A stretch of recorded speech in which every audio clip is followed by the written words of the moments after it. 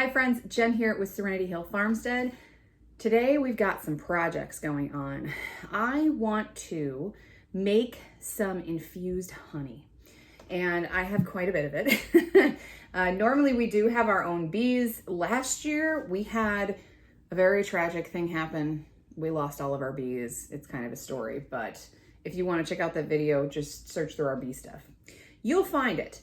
But we did not start again this year because we just have other things going on. And I'm not 100% sure if we will have bees next year either, just because we are planning on doing a lot of big things. And we'll just leave it at that for now. But I don't know if we're going to have the time to do that. So I went ahead and I purchased this big old 5-gallon bucket from Azure Standard. And this is their raw berry wildflower honey. Now, it's very important that when you are working with honey that you are using the raw honey. If it's not raw, that means it's been superheated and processed and pasteurized, and all of the good benefits of the honey are no longer in there. So very important that you're working with raw honey. It doesn't need to be 5 gallons of honey from Azure, but I really love this honey. And this is just, if we're not going to grow it, this is the next best thing according to me. So I have already started, and this is actually what kicked off this video, is I started with making garlic honey. Now, I'm sure you've seen this all over the internet, but the reason why people do garlic honey, garlic infused honey, is because the properties from garlic, which is an herb, by the way, the properties from garlic are outstanding. They're very, very healing to the body. They're really helpful for fighting illness that is coming. If you have sore throats, if you've been exposed to something and you want to kick it, this is definitely a good idea to have on hand. So what you do to make garlic infused honey is literally what it looks like. You put a bunch of garlic in there and then you fill it up with honey. So I put a little too much garlic in there. I usually do it about half full, but I was doing it really, really fast because I was trying to process all the things yesterday. And I just kind of dumped in and just went for it. So there's about 3/4 of a jar of garlic in here. It's starting to spread out a little bit because of all the honey. And then I just added in the honey. Now, when you are doing this, your honey and your garlic is going to ferment. If we get real close up, you can see all of the bubbles that are in there. Oh, there's a really good spot right here. And this is the fermentation process starting. So this will just continue. And as it continues, we'll have less and less space here. And it'll probably bubble over. So there is a good chance that I'm going to have a giant mess on my hands. That's why you want to put only about half of the garlic in there. But I got a little carried away. That's okay. You see all the bubbles through the whole thing starting to ferment all of this beautiful garlic. So some important things to note when you are doing this is you need to burp it. It's a fermentation. A lot of people don't, but I have found it definitely helps with, obviously, when you're fermenting, there's gases in there and you're building up pressure in there. So every day, just go and burp it. You don't need to take the lid totally off, but I'm just showing you that I have burped it. And tighten it on. If you're using these plastic ones, I probably will switch this actually, because these are probably not as great of a seal as these are. We'll see. Okay, we're gonna see how this goes. I may learn a big lesson here, guys. So I'm just gonna tighten that good and well, and I'm gonna turn it upside down. And that's it. That's all I'm gonna do. Every day, I'm gonna flip it. So you saw at the beginning, the garlic was coming out on the top of the honey, and you wanna make sure that everything is staying underneath the honey. But garlic is really buoyant and it's going to rise up. So by tomorrow morning, probably honestly by tonight, the garlic is going to rise up and it's going to be above the line here.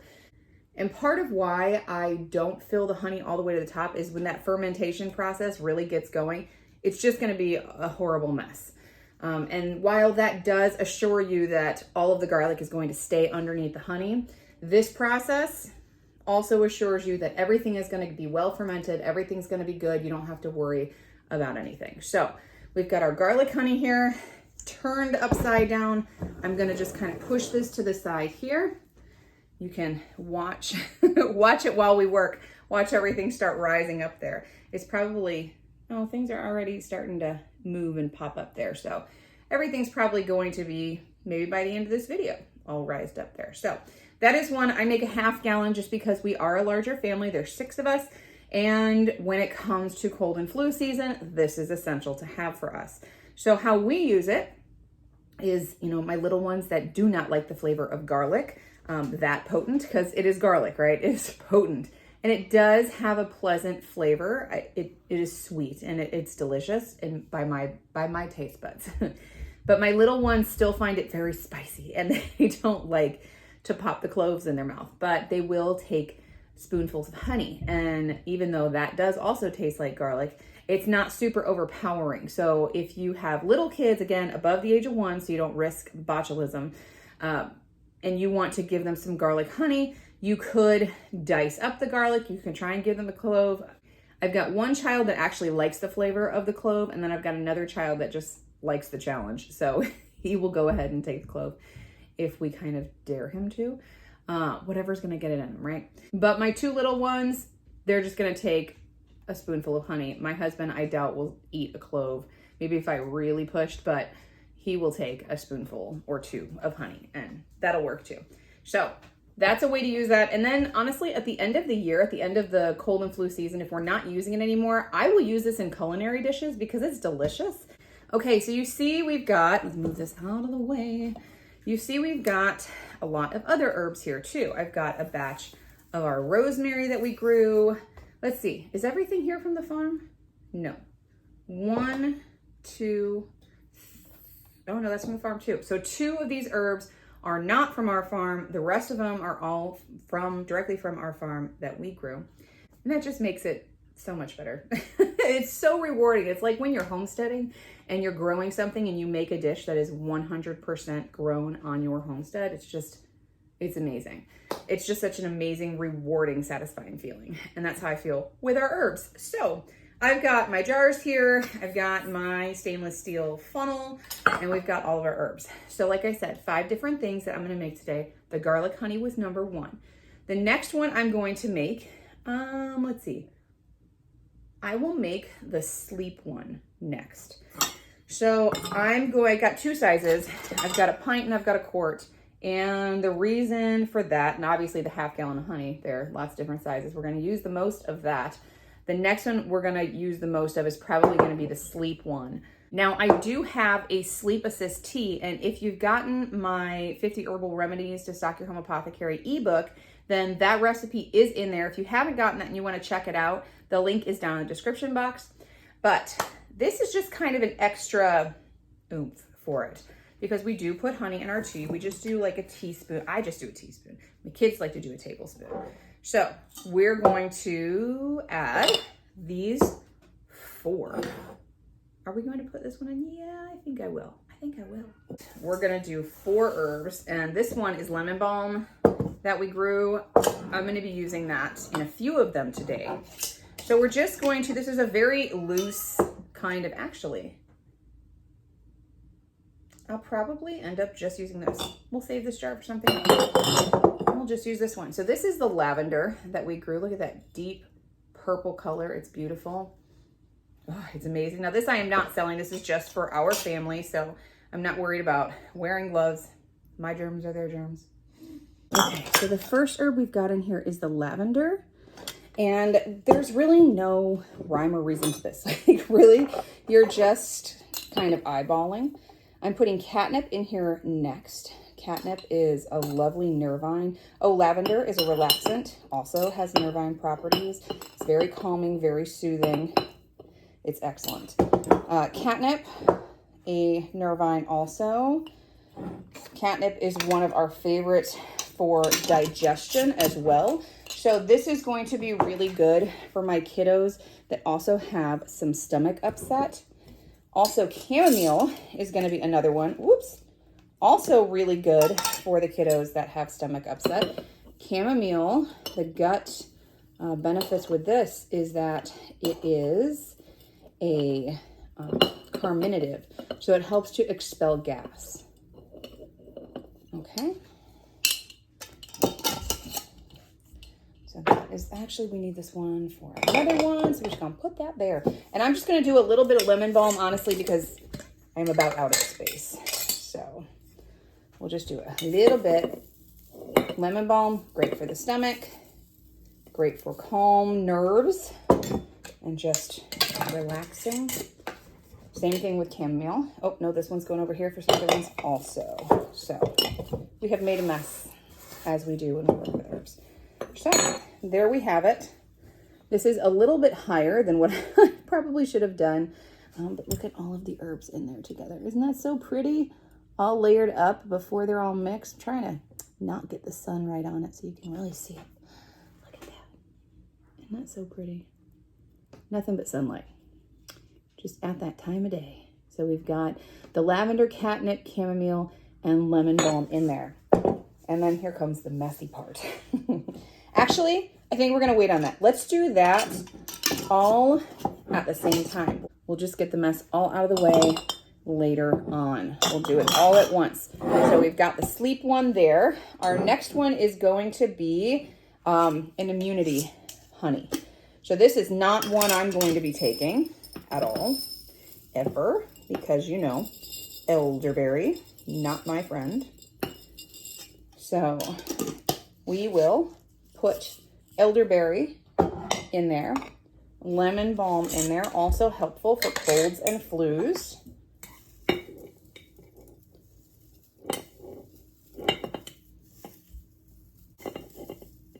And if you're wondering why the lemon balm is in this amber jar, it's just literally because I didn't have any clear jars available at the time.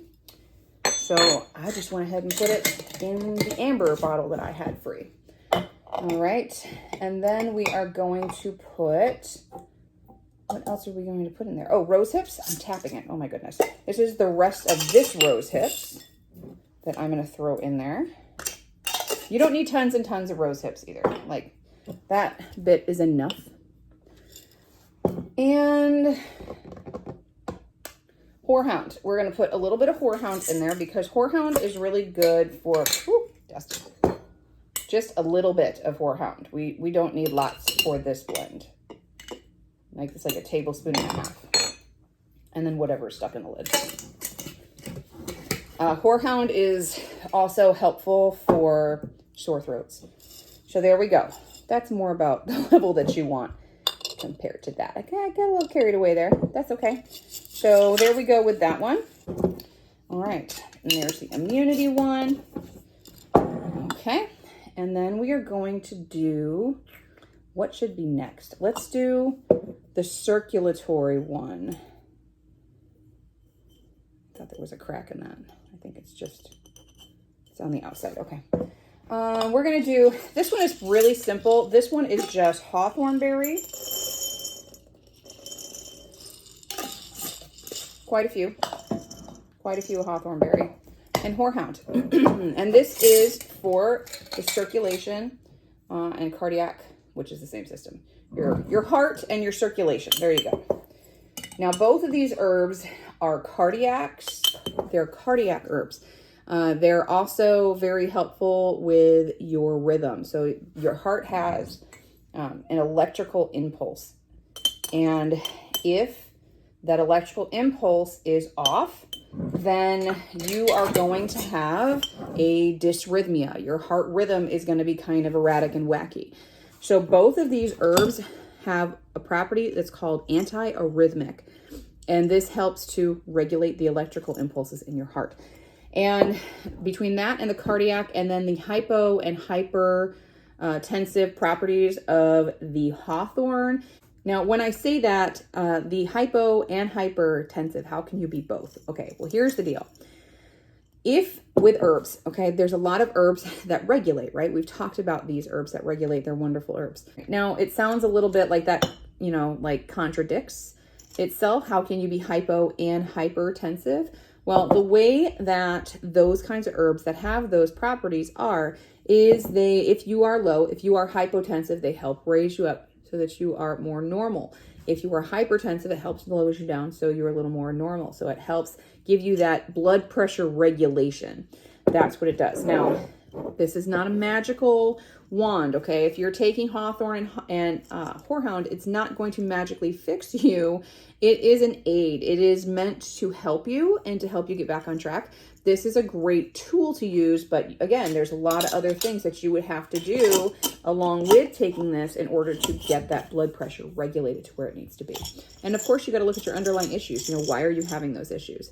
But, I have recently, well, I haven't started yet, but I'm starting soon. I'm starting pulmonary rehab to help heal my lungs from when I had COVID. And talking to the respiratory therapist, she said COVID heart is a thing. And she was talking to me about it, and I'm like, yeah, got that too. Isn't that fun? She says, yep, they all work together. So if you are still having respiratory issues, if you have palpitations, or if your heart just feels like it goes through these spurts where it's like beating fast, but it's not pounding, but it feels like it's kind of beating fast or skipping beats or something like that, and then it backs off and goes away, that's part of COVID heart. I mean, it could be an underlying issue, so always have it checked out. But she said that in her patients, those two things are going together. So I want to have some of this on hand, and I do have another family member dear to me that has a lot of circulation and cardiac challenges going on right now. So I want to share this with them also. So, and this is just like an extra little oomph. Now, Horehound is disgusting. Be completely transparent about it. It is probably one of the nastiest herbs that I have ever tasted. So don't use it in a tea, but in a honey, it's an additive to something. So the sweetness will cancel it out as long as you're not going crazy with the amount. Like if you filled this thing with Horehound, that wouldn't be tasty. I wouldn't like that one. So we're done with the Horehound. So we are going to be finished with this one. Let me get my notes because I've got my recipes in here. What did we have next? We did the sick one. We did the cardiac one, sleep and stress. We did the honey. So the last one is the gut one that we wanted to do.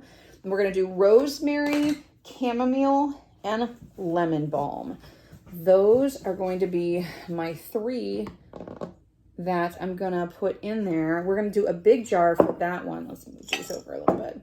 But I feel like I want to add something to this. Let's start, and then I'll think about it to see how much space we have in here. So this rosemary, I've just kind of had sitting there drying. This was my last little bit of rosemary to harvest for the year. So because I am limited in space here, I am not going to use the stems at all. I am just going to use the leaves. I am not doing this big whole thing. That is going to be a bit much. So we'll just do what we need.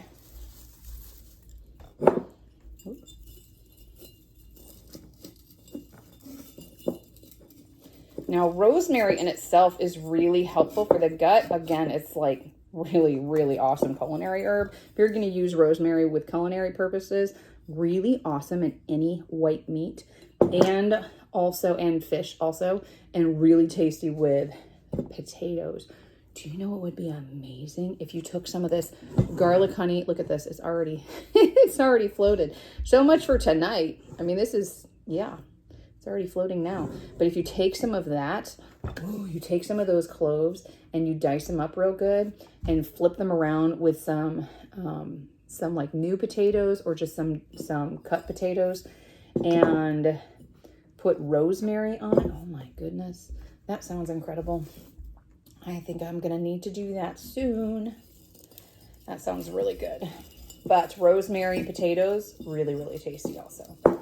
And of course, I use rosemary in making stock also. When I'm making stock and bone broth, I want to make sure that I have plenty of rosemary to get in there.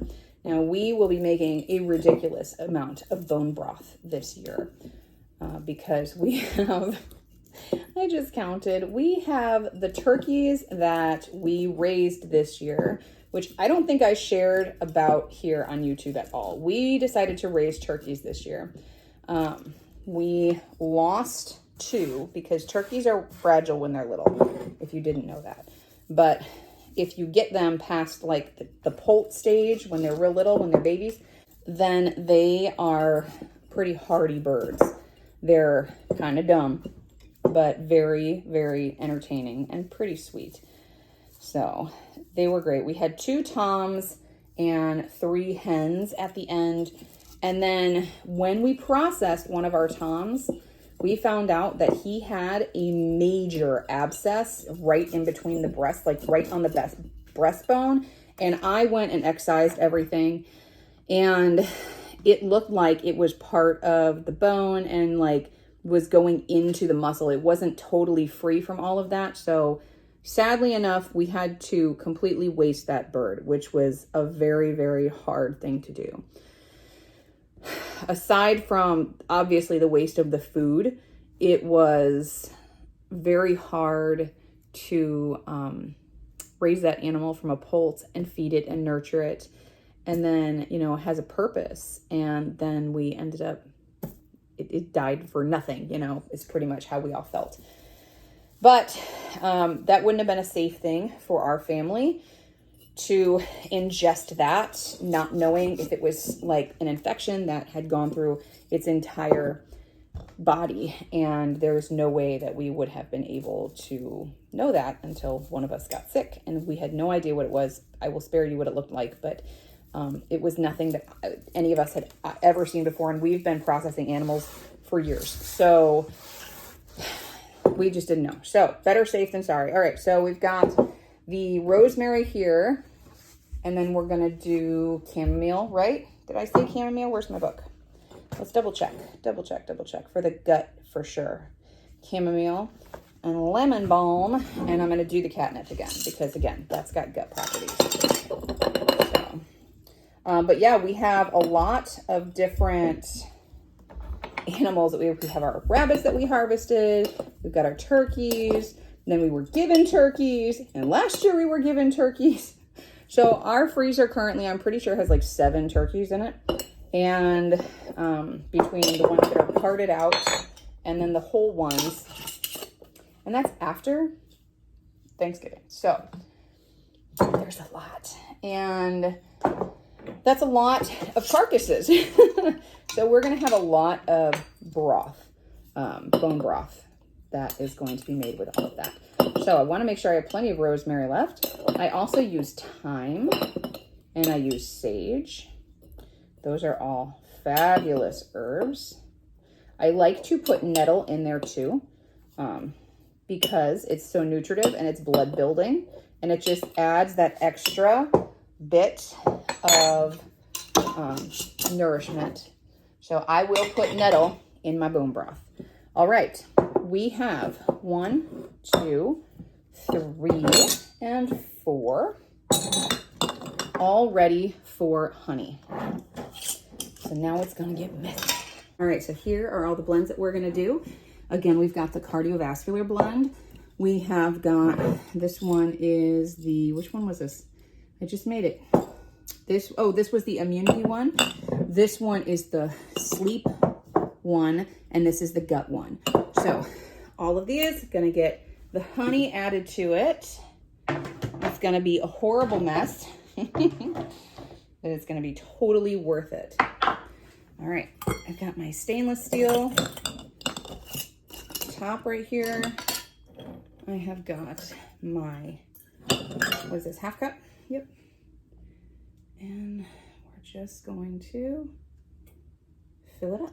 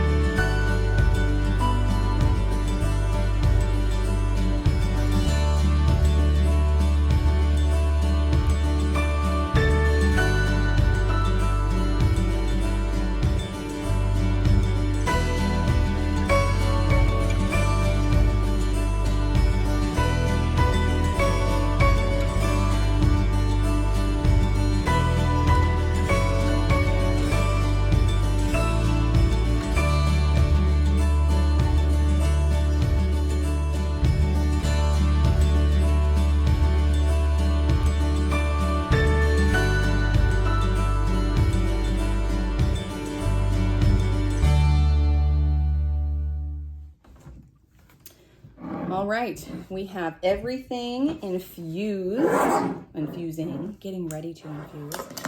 We have got all these four, and I'm gonna need to write on them. Put the lids on, and now these are going to infuse for 4 weeks. And again, just like we did with garlic here, we are going to burp these and flip them every day. Now, this is my way. There are plenty of people out there that do this, that don't burp them, that just kind of wait for things to bubble over. There's plenty of people that do things differently. This, in the time that I have been infusing honey and doing all of this, this is the best way that works for me. I like to flip the herbs upside down right away, just because they're more kind of packed in there. The weight from the honey makes it kind of more difficult to get in there and infuse with everything. So I turn this upside down right away so that everything can get in there and everything is touching honey. And this does take longer. Like you saw, this is already, things are already raised back up here. This is gonna take a little bit longer. And you kind of gotta help it. I will shake it loose and make sure everything is getting in there, because I wanna make sure everything, oh, look at this one. We got lucky with this one. It's lowering down, can you see that? Maybe because there's so much hawthorn in there and that weight is helping everything get submerged. And you can turn them sideways too and just kind of help shake them in there. Just turn it around, play with it, get everything going, get everything moving. Whoop, I got honey on me. I'm not mad about it. You know, just get everything in there. So, ooh, and that one was a little spicy. I think I got some rosemary in with that one. So there you have it. Now these will sit on the shelf for, like I said, 4 weeks, and then I will strain them. Straining is a process. The garlic honey, you are not going to strain that. You are going to just use that, cloves and all, as we talked about. These guys here, you're going to want to strain. Now to do that, this is just kind of like my trick that I have found works really well. Turn them upside down like this before you are going to strain them. Let everything pop back up to the top. Then I'm going to pour off the part that's settled down here. See how this is in the garlic honey? That there is this section here of honey that, and all the garlic is up here. Same thing's going to be happening with these guys. So after you've got it looking pretty much like it does now, then of course all of this is going to be infused too. So everything will be saturated and it'll be a little more spread out. So you won't have as big of a gap here, but you'll have a bit of a gap. Then you can turn it upside down and pour a little bit, like turn it right side up again. And you can pour that little bit that doesn't have herb in it into your container. And then you're gonna wanna strain the rest. And straining is a process. Now I use a big strainer because I like to just dump the whole thing in and not have to come back every 3 seconds if I'm using a little one. And when I mean big, okay? It's a mesh strainer and the herbs don't get through it. Sometimes the little bitty ones do. Sometimes, like, probably you'll have bits of lavender. Some bits of lavender might get through. Some chamomile dust might get through. You know, little bits like that. But you could always double strain it. I wouldn't use cheesecloth to strain honey because you're going to waste so much of the honey getting caught in the cheesecloth. So that's what I do. Honestly, if there's little bits of herb left over, it's not going to hurt anybody. It's not going to hurt anything. You want all the properties from them anyway, so it's not going to hurt anything. So yeah, that works with this one. If you have whole rose hips that you're using, that could work too. Because I just have rose hips like pieces with this one. But I will tell you, if you have got a more dense herb in there like that hawthorn, it really helps move it faster. That's handy. So we're just gonna let these do their thing. Again, turn them upside down every day, 4 weeks, you can go ahead and strain. These are great options if you have kids and you wanna get herbal properties in them. They're not gonna drink the tea, they're not gonna eat the gummies, they're not gonna take the tinctures, they're just not gonna do it. Most kids will have honey, Most kids, again, over 1. You don't want to do this under 1 year of age because then you risk the chance of botulism. And the dose that you would want to start with is just 1 teaspoon for a kid. For an adult, you can do 1 tablespoon. When you're sick, it's just like elderberry syrup. If you are doing, this one is the immunity one. If you're doing something like this, you can do a teaspoon every couple hours, and it gives you similar benefits because it's elderberry. And it's also got all of the other goodness in there. Now, I did not do any roots today. You could do this with roots, but the best way to get the properties out of roots is a decoction, and we've talked about that before. If you guys are interested, let me know in the description box down there, or no, in the comments, if you want a detailed video on how to make a decoction, because I know for total herb newbies, that could be a very foreign thing and can be a little confusing reading it from a book. It is incredibly simple, but I've read a lot of books where I'm like, what are they talking about? Like, they're making it more complicated than it needs to be. It's super, super simple. So if you want that, let me know. I'd be happy to do a video on that. But I like to do roots in decoctions and make syrups from them versus making an infused honey, just because that's really the best way to tap into those benefits. But you can mix it with honey afterwards. In fact, that is part of making a syrup, and it is excellent that way. And it'll last you a good while. Not as long as the honey does, because you're not watering down the honey by adding the tea, but it'll still last you a while, especially if you keep it in the fridge. So that is going to do it for making our herb infused honey today. I hope you guys enjoyed this video. If you did, I would love to give it a thumbs up and share it with someone that you think this would bless, because this is just such a fun little project. You could do this with kids too. In fact, my daughter's not happy that I didn't let her help because I had a lot of talking to do, and I love her, but it can be distracting when I'm trying to teach about this, and kids talk and ask questions and give input, especially girls, which is wonderful, and I love it. But for the sake of this video, I told her she could not help, and she was not happy. So I think I'm gonna have to pull her back down here and have her make her own. What will I have her do? I think I'll just have her do plain chamomile, and that'll just be her special one. We'll just do a little half pint. I think we'll do that. So if you haven't subscribed yet, I want to invite you to hit the subscribe button and the notification bell so you can stay up to date on the videos we put out. And we'll see you in the next one. Bye.